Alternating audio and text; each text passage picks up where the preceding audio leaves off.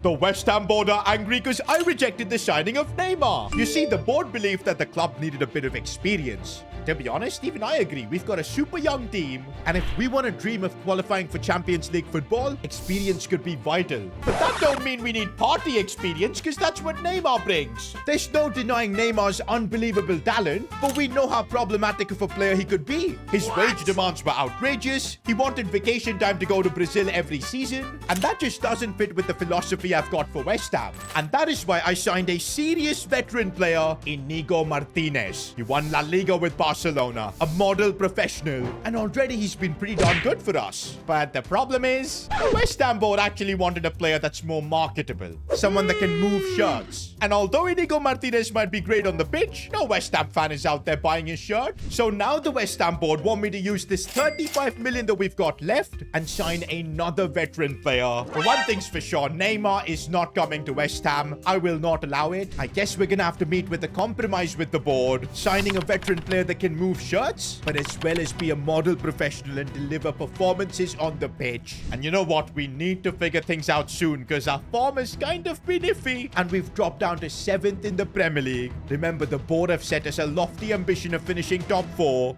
Honestly, man, the amount of issues that we've got to constantly deal here at West Ham is just crazy. Now, of course, it's the board troubling us, but before, it was Petrovic and his broken ankle, man. He's literally going to be out for 74 more days, and we've got Hermansen in goal. I mean, he's a decent backup option, but an 85 rated goalkeeper being injured is such a big loss, especially considering he's been so good for us. Now, that does give us an opportunity in January to maybe sign a veteran goalkeeper, but again, I don't think the board's going to be happy about that. Nobody's going to buy a goalkeeper shirt, so it's not going to move sales. We probably will need to sign a veteran midfielder or attacker. And I don't want it to be attacker, boys, because we've invested so much money in Molero, as well as Tyler Dibling, Castellanos, and we've got the likes of Pablo Felipe, Somerville, Traore. Oh, by the way, Adama Traore, he's actually our player of the episode. To be honest, last one was typical. There weren't many nominees because nobody really played well, apart from maybe Castellanos, Inigo Martinez. But Adama Traore was definitely the best choice. He was ridiculous coming off the bench. Only thing is, since he can barely shoot the ball, I'm gonna give him the low-driven shot playstyle to just help him out a little bit.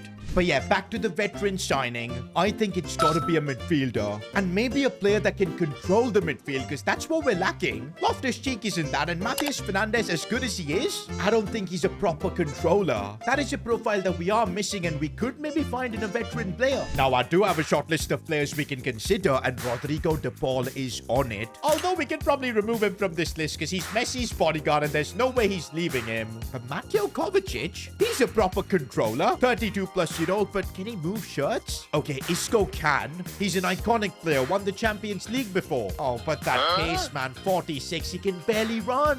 And that leaves us with Kevin De Bruyne. I know this sounds absolutely bonkers, but hear me out. He's 35, playing at Napoli, and after so many years in the Premier League, maybe he wants to come back. And he's still got 91 passing, bro. The dribbling is still decent. 5-star weak foot, all the play styles, and imagine a player like Chavez. He could learn so much from Kevin De Bruyne, and there's no denying that he will move shirts. And he's also a great professional, so he will play and perform at a high level.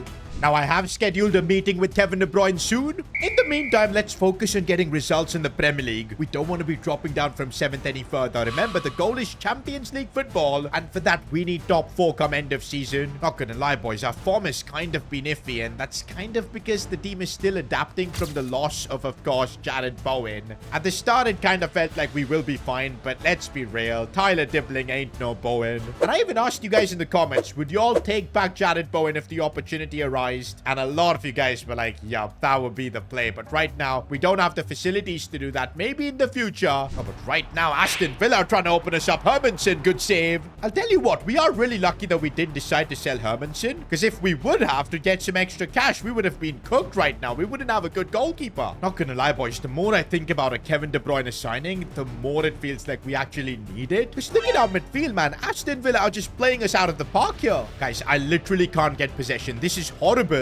For the second half, boys, I need changes. Tyler Dibling's going to come off for the inform Adama Traore. We'll bring on Chavez, I guess, for Matheus Fernandes, who looks super tired. Castellanos linking up with Molero. Finally, a bit of build-up play here from West Ham. What can Molero do? He's completely ruined it. For some reason, man, our attack is just not clicking this season. Full time, man, and again, it's points dropped. Honestly, guys, I can't even fault our defense. They've done a perfect job keeping the clean sheet. It's just our attack that's not clicking. Meanwhile, I've now got a meeting arranged with Kevin De Bruyne. He's got two conditions to join West Ham. One is that he wants to be the highest paid player, which, to be honest, makes sense a lot. He's Kevin De Bruyne, man. Multiple-time Premier League winner, Champions League winner. Oh, but his other condition, he does not want to join a mid-table project. He'll only consider joining West Ham if by the 1st of January, we're top 4 in the Premier League. Do you know what, guys? I kind of like this mentality from Kevin De Bruyne. Remember Neymar's conditions? It was all about money. But De Bruyne wants to join a project that can win.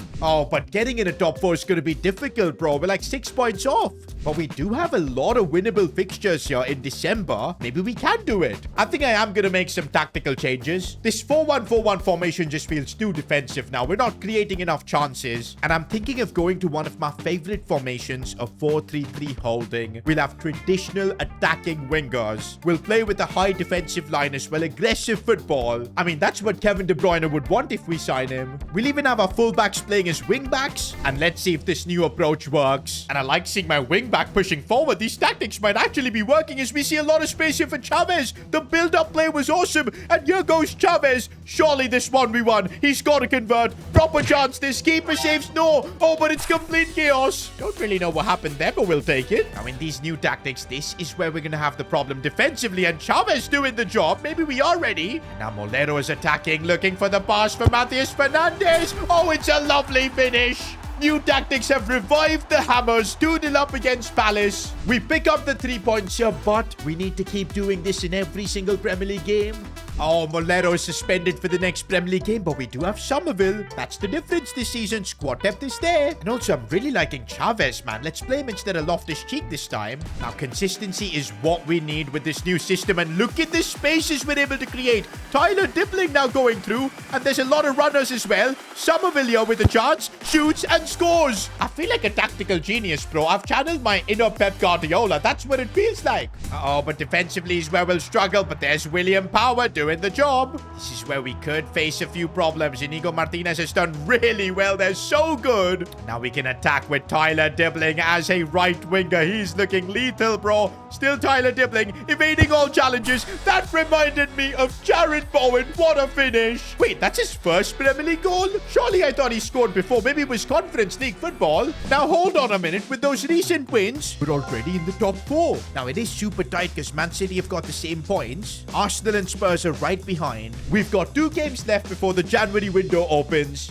And I'm sure if we win these 2 games, Kevin De Bruyne will be a West Ham player. And to be honest, man, right now with this new system that we're playing, I am loving life here at West Ham. So let's get the wins. Oh, Diouf, what a challenge that. And look at the composure to get the ball out of danger. William Power seeing, of course, Fernandes making a run. We're going to play it inside for Alberto Molero, who's going to try and find some space. If he can, though, it would be nice. What a save from the keeper. I think, boys, I'm going to need Chavez in this system. A player like Chavez is massive, and that's why I can't wait for Kevin De Bruyne, bro. Loftus-Cheek just can't control the game. He's great as a box-to-box player, but I think if we want to score in this game here, we're going to need Chavez, and right now, Molero has done really well. Looking for Castellanos. That wasn't a good ball, but Castellanos keeps fighting, and I don't know how he managed to do that. That was just all about Castellanos' mentality. Who wanted it more? He did. Oh, this is the only place where the system kind of gets exposed defensively. Hermanson with the save. And now we can hit them on the break. Here's Chavez looking for the pass here for Molero. And here we go. Alberto Molero. Proper chance. This can he finish? He can't.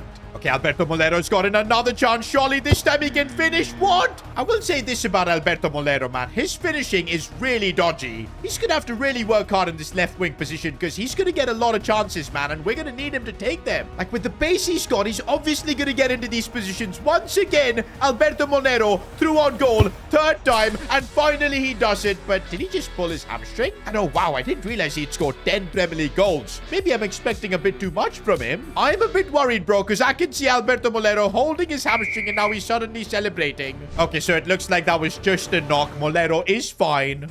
Oh, but what is happening here at the club? There's an outbreak. Reiko Chavez has got an illness. We can either let him still train or send him back home. Oh, I know what happens here. If we let Chavez train, then there's a good chance the entire team is going to get infected. We don't want that. Chavez, it's time for a little vacation for you. Get back after you're fully fit. Meanwhile, boys, halfway through the season, we do secure a spot in the top 4. It was tight. Man City were right behind us. And you know what that means? We can now begin negotiations with Kevin De Bruyne.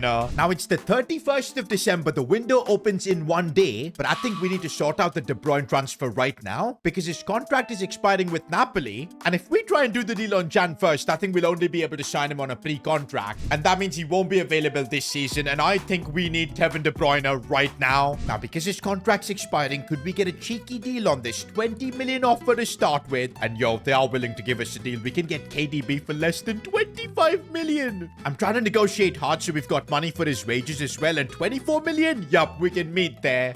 And oh boy, KDB wants a crucial role. And to be honest, that's what I want him to come here and do. We're not just signing him to sell shirts. We're signing him to get us to Champions League football. Also, I will make him the highest paid player at the club. 120k per week. He's willing to accept that. And there you go. The deal is done. Now, he's still currently at Napoli. But if we simulate 1 day into the transfer window, there you go. Kevin De Bruyne arriving at West Ham. Honestly, this is an incredible transfer that we've just pulled off. And surely now the board will stop complaining because De Bruyne can move shirt sales and he can also deliver on the pitch. I'm happy. The board is happy. This is what we needed. In other news though, I had put development plans to convert our right mids and left mids to wingers. And look at that, boys. Tyler Dipling gets upgraded to a 80 overall. Adama Traore gets an upgrade as well. Oh, Somerville gets a massive upgrade. He went up to 82. What about Moledo? He doesn't get an upgrade. I think because his finishing is super low. We'll be working on that though. But there you go, boys. Kevin De Bruyne in that starting 11. How crazy is that? I think my plan is to have Kevin De Bruyne play like a half winger. Give us some space out wide, create chances. That way, that's what De Bruyne is best at.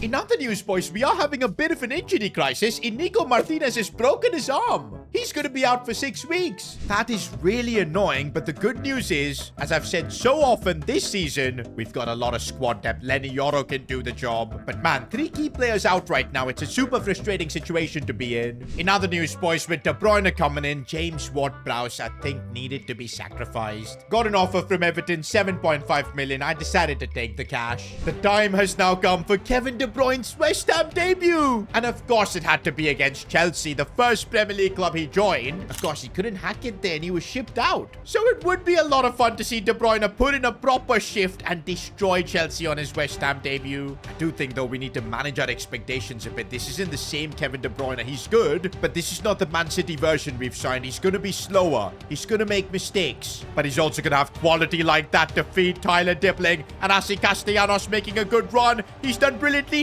Tries to square it, but clear away. Kevin De Bruyne has found a bit of space, striking that well, and that wasn't far off. I'm missing Inigo Martinez, man, but Lenny Yoro is doing the job. Oh, defensively, we have been opened up a bit. That's what you get when you use a high line, but we have the players now that can manage the situation. Diouf does really well. Second half, I feel like we need some changes. I want Somerville on the pitch.